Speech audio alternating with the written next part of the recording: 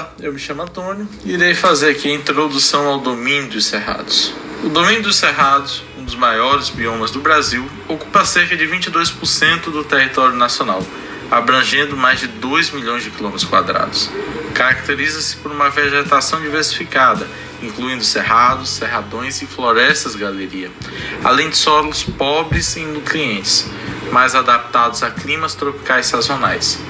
Essa região desempenha um papel vital na biodiversidade, recursos hídricos e produção agrícola, mas enfrenta graves ameaças devido ao desmatamento e à expansão agropecuária.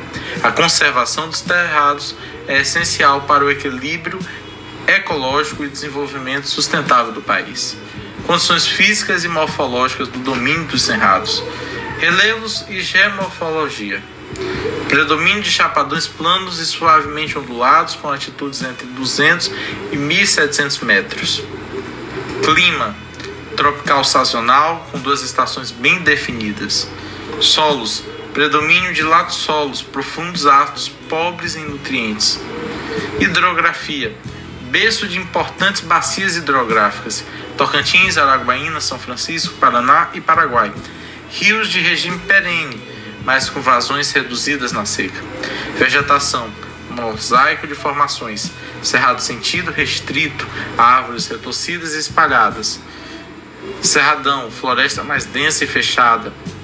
Campos limpos e sujos. Matas ciliares e varedas. Conclusão: o domínio dos cerrados apresenta uma paisagem única, marcada por solos pobres, clima tropical sazonal e vegetação adaptada ao fogo e à seca. Sua importância ecológica e hídrica contrasta com a alta pressão antrópica urgentes de conservação. O clima do Cerrado brasileiro é tropical sazonal, marcado por 2 estações bem definidas, uma chuvosa e outra seca. De outubro a abril, ocorre as estações chuvosas, com chuvas intensas e temperaturas elevadas, o que favorece o crescimento da vegetação. Já entre maio e setembro, predomina a estação seca. Quando quase não chove, a umidade do ar cai bastante e aumentam as queimadas naturais e antrópicas. As temperaturas médias variam entre 18 graus Celsius e 28 graus Celsius ao longo do ano, e as chuvas anuais ficam em média entre 1.200 e 2.000 milímetros, concentradas no verão. Essa alternância de períodos úmidos e secos é fundamental para a dinâmica ecológica do cerrado e influencia diretamente suas espécies e fitofisionomias.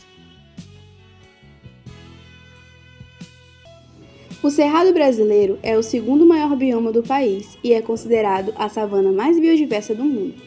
Sua vegetação apresenta grande variedade, que chamamos de fitofisionomias, e essa diversidade se deve principalmente às diferenças de solo, relevo e disponibilidade de água. Entre essas fitofisionomias, temos os campos limpos, dominados por gramíneas, os campos sujos e cerrados ralos, que misturam arbustos e pequenas árvores, e o cerrado típico, com árvores tortuosas e espaçadas, adaptadas ao fogo e à seca. Além disso, há as matas ciliares e de galeria, que acompanham os rios e nascentes, e as veredas com presenças de buritis e solos encharcados. Essa variedade cria mosaicos de paisagem, abrigando milhares de espécies de plantas e animais, muitas endêmicas, ou seja, que só existem por ali. Por isso, o cerrado é essencial para a biodiversidade e também para o equilíbrio hídrico do Brasil, pois concentra nascentes que alimentam grandes bacias hidrográficas. Para Aziz Absaber, a biodiversidade brasileira é uma das maiores riquezas naturais do planeta. Ele não viu os animais e plantas apenas como elementos isolados, mas como partes de um complexo sistema que envolve o solo, o clima, a vegetação e até os modos de vida das populações humanas. Ele sempre ressaltava que preservar a natureza significa preservar os ambientes onde ela vive. Por isso, defendia a proteção dos biomas, como totalidades, e não só de espécies em extinção. Além disso, ele alertava sobre as ameaças causadas pelo desmatamento, pela expansão da agropecuária e pela ocupação desordenada do território. Esses fatores, segundo ele, levavam à destruição de habitats e à perda irreversível de espécies.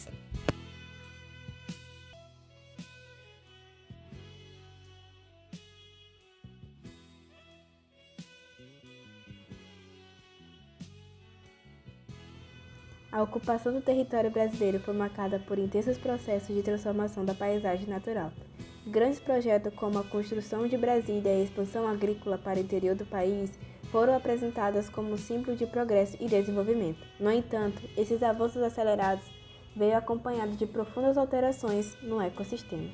A produção agropecuária em larga escala passou a ocupar domínios naturais diversos, em destaque para o cerrado, os campos e as partes da caatinga.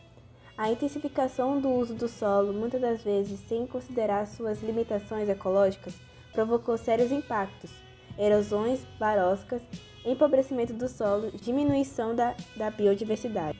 Mas os impactos não são apenas físicos, mas também profundamente humanos. Cada árvore derrubada, cada nascente soterrada representa não só um dano ecológico, mas também a perda de histórias, modos de vida e saberes tradicional. A biodiversidade desaparece muitas das vezes antes mesmo de ser conhecida, e com ela desaparece também a possibilidade de um futuro sustentável.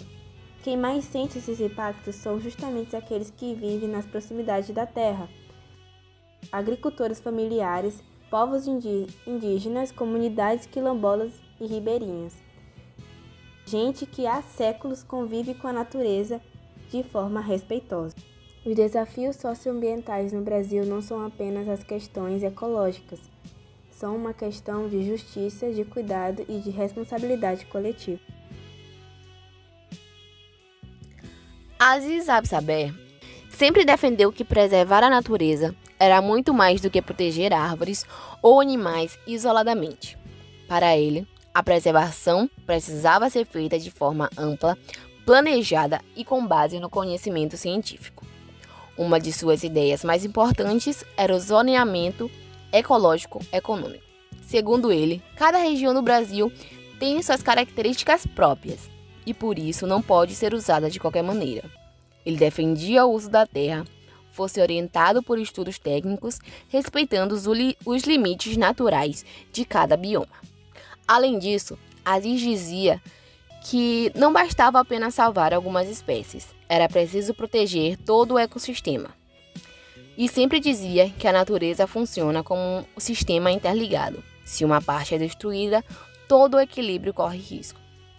Por isso defendia a preservação dos biomas inteiros, e não só das áreas que chamam mais atenção. O Cerrado é um campo vivo de estudo e descobertas. Geógrafos e cientistas têm reavaliado constantemente esse bioma, diante das transformações causadas pela ação humana. O geógrafo Aziz Absaber já defendia a importância de se ler o território em sua totalidade, considerando clima, relevo, vegetação, o uso do solo e as relações sociais. Hoje, essa abordagem se mostra ainda mais urgente diante do avanço da agricultura, mudanças climáticas e a perda da biodiversidade. Nesse sentido, se faz necessária a interpretação do Cerrado como um domínio essencial para o equilíbrio natural do país.